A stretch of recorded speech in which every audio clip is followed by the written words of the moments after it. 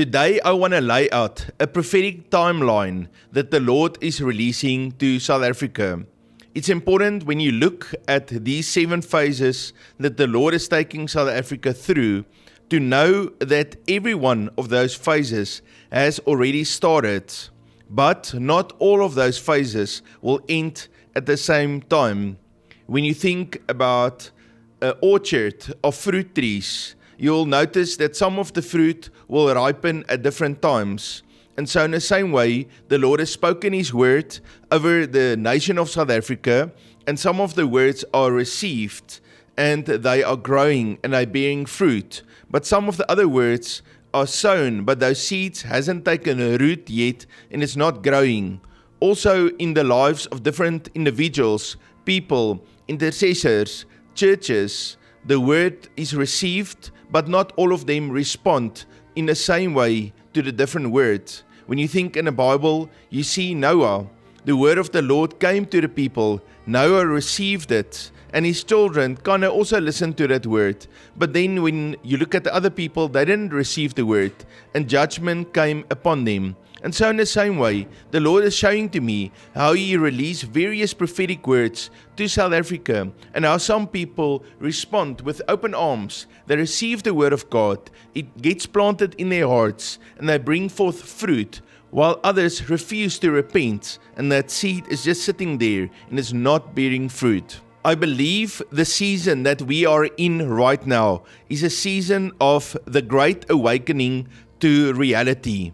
And so through the years and years, South Africa has done many things. We have said many things. We have sown seeds, and we are reaping that harvest of judgment on our nation. And that's why the Lord says, let's have a great awakening to reality. Let's discover what's actually going on here, so that we can repent of our greed and our idolatry, and we can repent of not walking in God's ways, not doing things His way, not being united as one body that love each other. And so the Lord is calling us to turn back to Him, and that's why we are in stage 1. It's the great awakening to reality. For stage 1, I have Romans chapter 13 verse 11. And do this, knowing the time, that now it is high time to awake out of sleep. And so we have a delusion in our lives. We think that political systems, financial structures, and human wisdom alone can save our nation.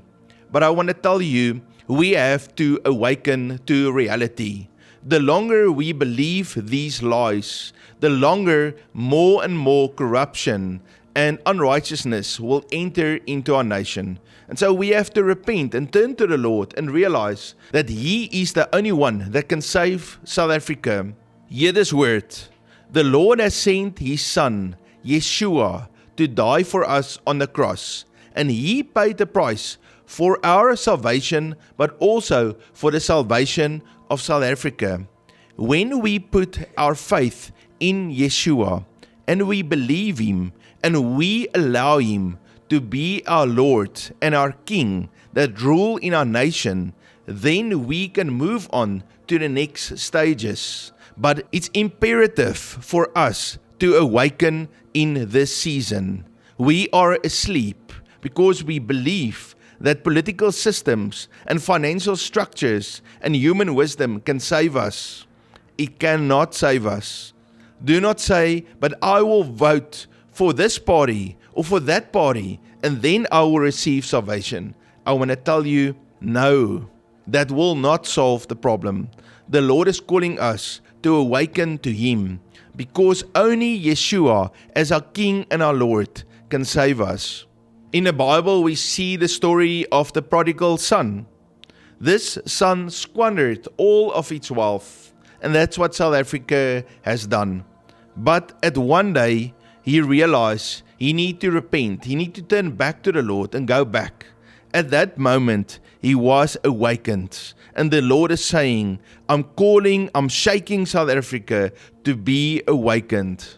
The next phase that will come is the great shaking, and there will be a terrible shaking in South Africa. Now, many people say, but we are busy with a great shaking right now. I want to tell you the level of economic collapse, the level of systematic collapse, where systems and even the government collapse is not nearly where the Lord is going to take this nation through His judgment. And so therefore, there is a great shaking coming. But to some extent, the great shaking is already on its way. And the quicker and the more we repent before the Lord, and we as a nation turn back to the Lord will reduce the amount of shaking. But if we are not willing to turn back to the Lord, and we continue with our idolatry, then the shaking will be even more severe than expected. The scripture I have for stage 2 is Hebrews chapter 12 verse 27. It says, "Now this, yet once more, indicates the removal of those things that are being shaken, that the things which cannot be shaken may remain." And I believe the Lord says, the central government will fail. Even the institutions that we depend upon will fail. It has been a long time that the Lord said to me, there will be decentralization in South Africa. Decentralization simply means that communities take care of themselves instead of a central government controlling and manipulating all the people. And the Lord is showing to me that that will happen. And a lot of those decentralized governmental institutions and systems will actually be private. It will be private citizens, private businesses that will rise up, and they will fulfill the duties of the government. We see a little bit of that today, but the Lord shows to me it will be much more severe. There will be total failure in the government, total failure even in the economy. But because of this decentralized system that the Lord is already giving to us, that will save this nation. That private sector will carry this nation through very hard times. If it wasn't for that, then this nation would not survive the catastrophe that is about to come. This great shaking period is also wonderful to shake every leader to see who of them are righteous and will walk in God's ways, and who of them stand against God's principles. And so there is a shaking happening. And I see people, even in your very conservative parties, even in your very liberal parties, that people look up to, and I think they are men and women of integrity. Those also will be shaken, and some of them will truly be men and women of integrity, but then some of them will be exposed as completely corrupt. The third stage, and the Lord is also busy with that, is He is busy cleansing His church. And so I call that stage the purified bride. And that's simply because the Lord will first bring judgment to the house of God and bring purification in His church. He will point out all of those leaders that do not walk in His ways and are there for pride. They are there for their prestige and for their finances instead of being there for the kingdom of God. And so the Lord is getting all of those out of the church. The Lord is also cleansing the church of all these systems of religion, but it doesn't have any life in it. Remember, we receive salvation through the Lord Jesus Christ, through Yeshua, so that we can enter into a living relationship with Him. Just like Adam walked with the Lord, and the Lord walked with Enoch, He walked with Abraham, He walked with Moses. In the same way, the Lord desires an intimate relationship where He walks with us. And so the Lord says, I want you to purify you. Who can come to the mountain of God? Who can walk in that intimate relationship with the Lord? Is the one with clean hands. You see, clean hands means we do not commit sin anymore, but we confess our sins and we are washed clean and we turn from our wicked ways. The one with a pure heart. The Lord is the only one that can purify our heart. The one that do not love idols. And unfortunately in South Africa, we love idols. We love to worship money. We love to worship our ancestors. And so that is bringing a curse on our nation. And then of course, who can enter into that relationship? The one with truth and a pure speech that comes out of their mouths. And sometimes, unfortunately, we love to believe a lie, but the Lord is shaking us. He's awakening us, and He says, believe my truth. The verse I have for stage 3 is 1 Peter chapter 4:17. It says, for the time has come for judgment to begin at the house of God. And so I believe that the Lord is bringing judgment to His house, to the church. And if you love the church and you are in the church, I want to encourage you, ask the Lord for judgment. Lord, bring your fire, bring your judgment to us. Purify us with a fire that's 7 times hotter. We should desire God's judgment, because through His judgment, His love and His mercy is also revealed, especially when we repent and we turn back to Him. Stage 4 that the Lord is releasing is a national turning point. That's not only a few intercessors repenting before the Lord. That's not even 100,000 people gathering together in a worship event and repenting to the Lord. That is a nationwide turnaround. That's all the churches, all the Christians, and even people that kind of in the middle realize, but we have to turn back to the Lord. Do you realize that more than 70% of people in South Africa say that they are Christian? If all the Christians can turn back to the Lord and repent, we have a big majority, and we can steer this nation towards God's will and His righteousness. The scripture I have for stage 4 is 2 Chronicles chapter 7:14. And so this is a very well-known intercession scripture.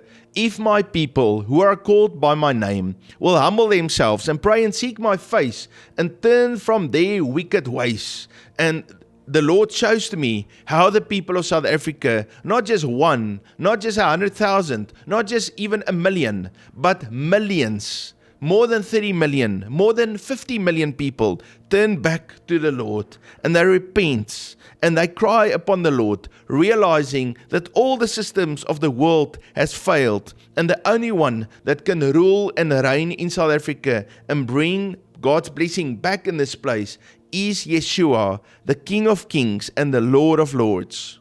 Stage 5 is a period of righteous influence. This is when the men and women of God lay their lives down before the Lord and they seek His face. And they say to the Lord, Lord, we will serve you as kings and priests on this earth. That's what the Lord is calling us, according to Revelation chapter 1, verse 6. And so in that time, there's going to be men and women that will rise up in the areas of government, in families, in education, in media, in arts and entertainment, even in the business sector, and they will bring God's righteous business, His righteous leadership, His righteous influence into our society. The verse I have for stage 5 is Proverbs chapter 29 verse 2. When the righteous are in authority, the people rejoice. And during this time of righteous influence, the people in South Africa will rejoice. All people from all walks of life will rejoice because of God's blessing on this nation. Stage 6 is a season of restoration and prosperity. Instead of building South Africa on our own greedy, selfish desires, ungodly foundation, the Lord is turning us and He says, do things my way. Live your life for Yeshua. Walk in holiness before me. And then as we say, okay, Lord, we're going to do things your way, then South Africa has a good foundation, a righteous strategy that we use to build this country on. And then there is kingdom prosperity that the Lord release. Now, it was never God's intent or His plan for anybody to be in poverty, but He will bring judgment on those who turn away from Him. And that's what's happening in South Africa. We as South Africans turn away from Him, and that's why we experience severe poverty and judgment on our nation. But the Lord says, my desire is for each one in South Africa to be saved. Yes, one day in eternity, but also today. The Lord desires to bring His resources and His blessing into this nation, provided we follow Him and we repent and we walk in His ways. The verse I have for stage 6 restoration and kingdom prosperity is Isaiah chapter 58 verse 11. The Lord will guide you continually and satisfy your soul in drought. You shall be like a watered garden. What an amazing promise. The Lord will make South Africa a watered garden, and we will prosper and bear good fruit. Stage 7 has also already started, and that's the final stage. That's when South Africa becomes a resource center to send out the gospel, to send out technology, and to shine its light. And from the tip of the bottom of Africa, a light will come forth, and it will spread throughout all of Africa and bring revival, bring truth, bring restoration. Even economic prosperity will flow out of South Africa into the whole of Africa. And so the Lord is calling South Africa to rise for the rest of Africa. The Lord is calling South Africa to be a gateway for revival to spread. And South Africa will become a model nation, and all the other nations in the world will look at South Africa and they will behold a miracle that the Lord did. They will say, how is this possible? A nation that was so broken is turned around into something that is a model. And so South Africa will rise as a model nation for the rest of the world, and that will be a model in economics, in politics, a model in Christianity and spreading the gospel, a model in technology. A lot of new technology that will bless the rest of the world will come from South Africa during this stage 7. Now it's important, like I said right in the beginning, that each one of these stages has already started, but each one of these stages are not finishing. The quicker we repent, the quicker we can get to level 7.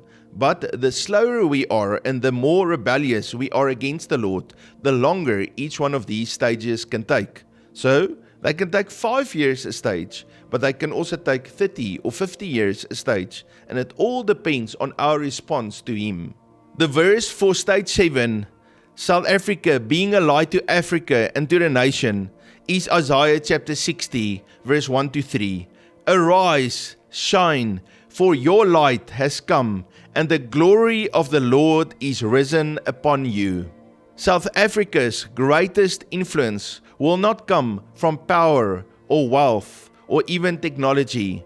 No, it will come because South Africa will be a light that shares the gospel to the world. God bless you.